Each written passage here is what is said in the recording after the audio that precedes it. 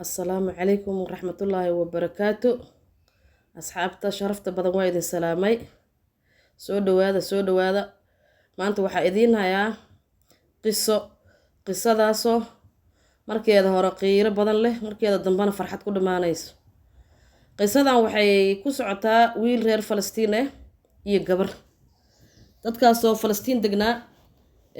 markaas wuxuu ahaa wiilkan ayaa hooyadiis ay kaligiis wiil ka lahayd. Markaas waxay tiri hooyo waxaan rabay inaad maaragtay guursato.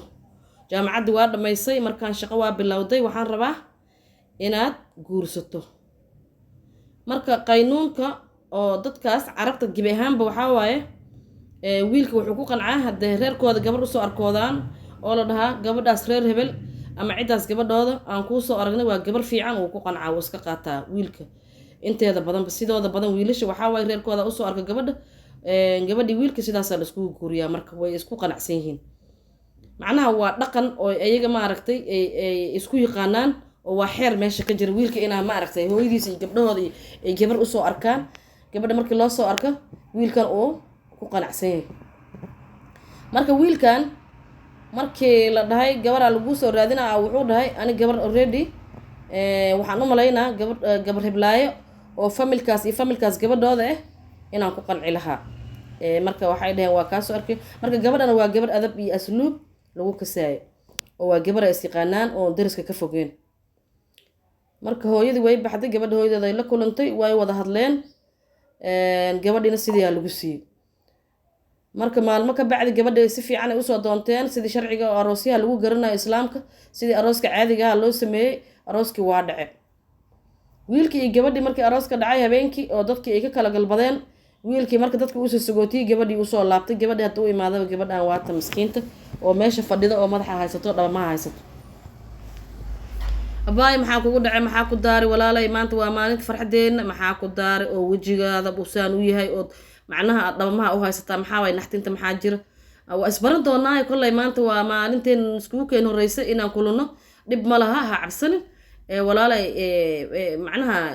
murugta iska qaata markaas waxay ku tiri waa runtaa maanta waa maalintii noogu farx badneed adduunka laakiin ani murugo fara badan ay saaran oo masiibooyin aan lugaha kula jira acuudu billaahi maxaa waaye anaa kuu sheegaaye fariiso markuu fariistay intay soo istaagtay labada lugood dhaab ku dhahday labadiis lugood intay qabsatay ku kor oysay tiri walaalow waa ku baryaa walaalow waxaan rabaa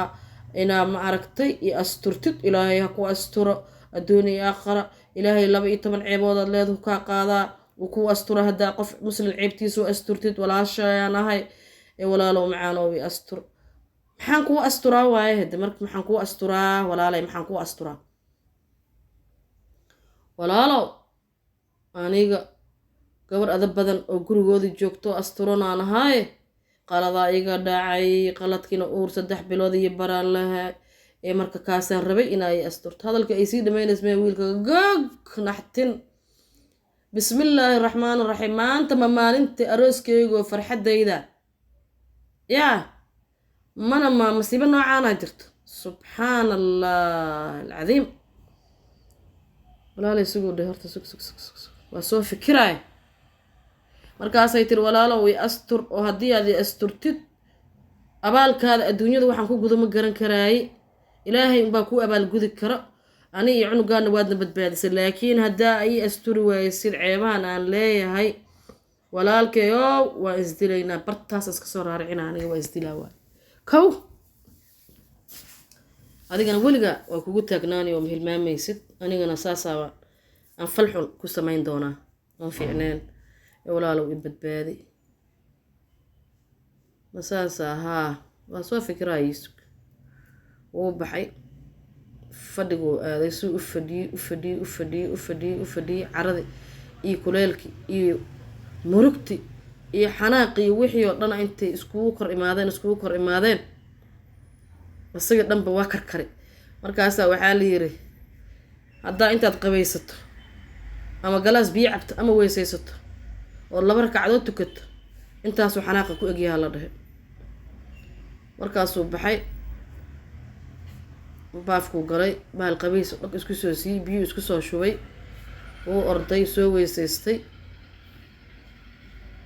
واستاغ لبا ركعدود سنة تكذا إلهي وبري qalbigiisa ilaahay u dejiyo oo arrintan bal noloshiisa ka mid ka ah ilaahay meel saar wuu iska soo duceystay wuu soo baxay galaas biyo soo cabay cabaaru ka maqnaaday wuu u imaaday ayadii wuxuu u arkay uu imaaday sariirta korkeeda saas u saaran sida dhagax meel fariisi oo taajka xirno labada lugood iyo labada gacnood isku keentay saas madaxeeda jilbaha saarato murugaysan u imaaday markaas wuxuu dhahay abaay soo istaag arrintii waan ka soo fikiray waanan go-aanan ka qaatay go-aankaygana waa inaan kuu ceebasturo ee walaala iska istaag farxaad ay ugula soo booday markaas wuxuu dhahay orod dharkaa iska soo bedel qabayso ee gogashaada gal saaxo qolkaan hayso anigana qolkaas fadhigaan haysana cidna ha u sheegin intaad ilmahan ka dhalayso saasa ku kala noolaanaynaa dadna ha u sheegin baadiyo ceebasturtay meelaan ku kala noolaanaba annaga dhib ma laha bas waa la joogay sidii ay ku joogeen sidii ay ku noolaadeen maalinta dambe waxaa la gaaray gabadhii waxay tiri horta wuxuu kula taliyay inay dhar waaweyn xirnaato oo guriga ka soo bixin ee qolkaas afartiisa koono fadhiga ah ay soo dhaafin iyo qolkeeda jiifka intaas ay soo dhaafin eelaasku ekaata maalinta adeeg u baahanta banaanka asaga u soo adeegay marti hadday imaada martidii asagaa marti soora asagaa u adeegayo martida asagaa soo dhaweynayo ayadee shaqo ku lahaanin ma garat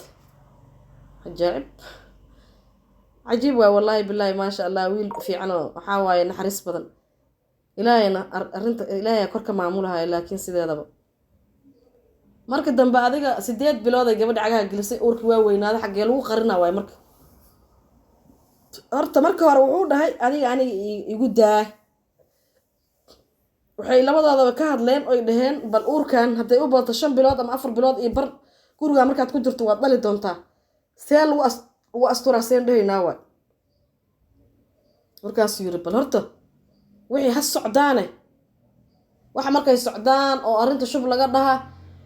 waa un kugu taagnaani adiga kama aamusaysid maskaxdaada waa un ka hadlaysaa kaligaa waa isla hadlaysaa marka dambana maalin aqliga kugu soo kordhismay laakiin hadda fadhigaana wax ku sameynaynaa fadhigaana tala ku goynaynaa haddii la dhaho inta badan tala fiican ma goyn kartid marka wiilkii sidii shub oga dhahe arrintii gabadha 8 bilood ay cagaha gelisay 8 bilood markay cagaha gelisay uu fikiro dafoo dhahay meeshii shaqada uu aaday wuxuu yiri anaga honeymoon maan aadin marka ay isguursanay fasax waxaan rabaa 2 bilood iyo bar in la isiiyo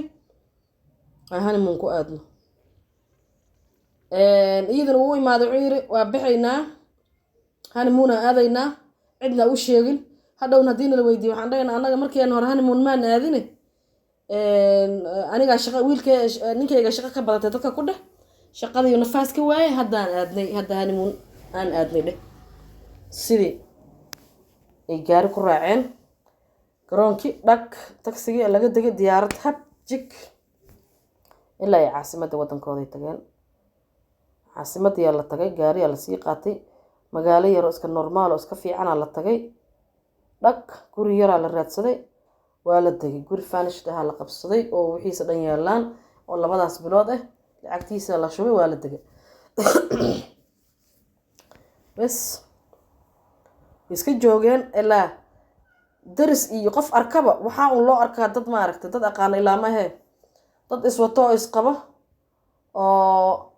macnaha gabadhan ay uur leedahay ayagana isqabaan oo isla degan yihiin baa loo arkaa waa la joogay waqtigii markuu gabadha waqtigeeda gaartay dhag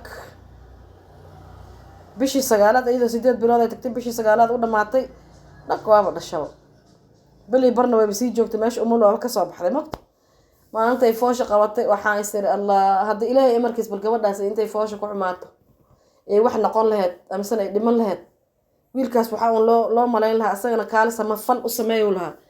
asagana waxa loo qabsan lahaa gabadhi meedkeedu fogeysto inuu diluub ugu tala galay ahaan lahayd ilaahayna ma wadhin adduunkan baryahan waasha oo lis dhameynaayo lis dilay marka gabadhi meeshii ku dhashay markay dhashay cunug wiilay dhashay ayagoo ku faraxsan asagoo ku faraxsan oo cunugiisa inuu yahay uu qaatay ma fahamtay oo wiilkiisa uu wiilka ka dhigtay uu magac u baxsaday uu waraaqii u sameystay gurigooda ku soo noqdeen dhag bili barkale joogta meeshii gabadhii umal ka soo baxday cunugii ay wadato ayaa way soo laabteen maxaan dhahaynaa uu yiri markaan tagna cunugaan wadanaay haddana maxaa la iska rabaa warkee waraa la iska rabaa asaga le haddana soo alifay wuxuu yiri waxaan dhahaynaa dhageyso markaan meesha tagnay ilaahay amarkiis isbitaalaan aadnay isbitaalka waxaan u aadnay maadaama aan sanad camal isqabno bal maxaa cillad iyo wax jiraan dhahnay annagana waa iska yara xanuunsaneen isbitaalkii aan tagnay hortiisa waxaan kasoo helnay waa cunug la soo dhigay kii oo meesha lagu haayaan tagnay allana sii annagaa korsanaynaan dhahnay waraaqihii wixiina usoo samaysanay waaba wiilkeennaba waaba kan sha iyadoo nuujinaysana lama arkaa umalayni dad markay la joogaan ma nuujinaysaa kollay umalayni bes الله مركز وصاص وفيريا وحولي الله جودان عنقان سان وقنع سان ما أنت وفرح سن أو سان وجعل هبي وواه هذا ما أنتي أد معناها أد ويا للهين أد قان كلا قاضن لهاد شو حان أمن كان لوضع بما ينولادين أو وحفي عنات سميسي الحمد لله ونيدك ده الله مركو ويلك بس ويصادق عجيان قولي قولي كوسو لابتين ما شاء الله ويلك شقدي سو كل لابتي marka gabadhina meeshii ceebteeda ugu asturay reerkooda u imaadeen waa dadkii arooska ahaa oo cunugna soo heleen cid tuhuntay ay cid gabadhan u malaysay iyo cid kalena ma leh marka waxa waay wiilkina gabadha meeshii sharafteeda ku asturay noloshoodina meeshii ka sii wateen ilaahay ceebtaayna iyo ceebta muslimka waxa astura ma sha Allah qisadana xaggaasay ku egtahay wassalaamu calaykum wa rahmatullaahi wa barakaatuh